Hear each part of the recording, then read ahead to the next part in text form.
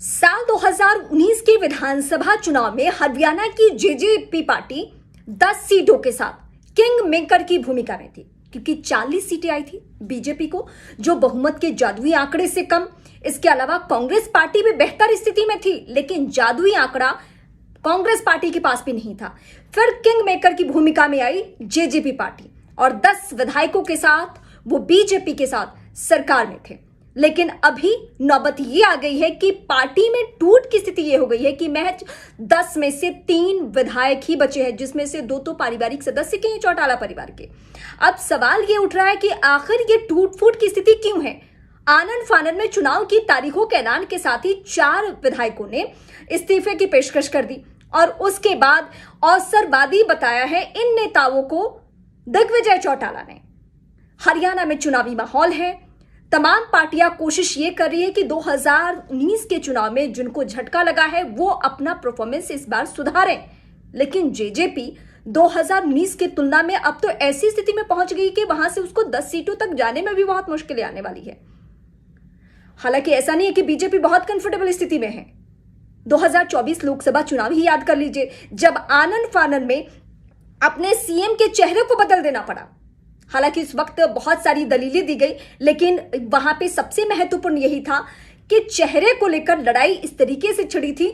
जाट समाज में ऐसी नाराजगी देखी जा रही थी कि माना यह गया कि अगर बीजेपी ने यह फेरबदल किया है तो वोट बैंक को सुधारने के लिए, अपने जनाधार को, अपने कोर वोटर्स को मैसेज देने के लिए यह बदलाव किया गया था और वहां पे सीएम चेहरा सीधे बदल गया।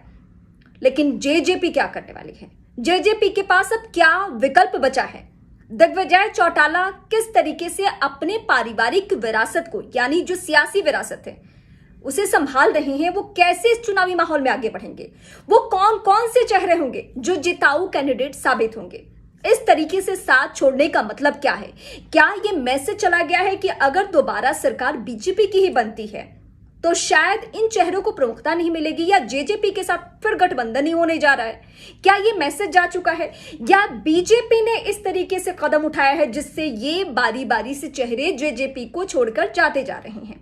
बहुत सारे सवाल हैं इस चुनावी माहौल में और इन सवालों का जवाब अभी फिलहाल किसी को नहीं मिल पा रहा है। जैसे ही टिकट वितरण होगा और ये जो बागी विधायक हैं, इन्हें अगर बीजेपी या कांग्रेस पार्टी की तरफ से तरजीह मिलती है या टिकट बंटवारे में इन्हें प्रमुखता दी जाती है, तो समझ में आ जाएगा कि किसकी वजह से पार्टी टूटी है या ये चेहरे क्यों चले गए हैं। अवसरवादी बताया है दिग्विजय चौटाला ने।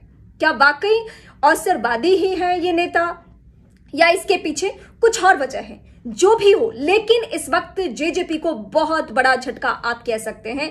आप ये मान के चल सकते हैं कि दिग्विजय चौटाला इस वक्त अकेले पड़ चुके हैं और यहां से नए सिरे से अपने आप को स्थापित करना, 10 सीटें तक पहुंचना बहुत बड़ी बात होगी, क्योंकि 2019 के चुनाव में जो नेता किंग मेकर की भूमिका में थे, अगर वो जिधर जाते उधर सरकार बनती, तो जाहिर सी बात है कि इस चुनाव में अगर उनका परफॉर्मेंस 2000 की तुलना में भी अगर खराब रहा तो बहुत बड़ा झटका भी आप इसे मानेंगे और बहुत बड़ा नुकसान भी मानकर आप इसे चलेंगे।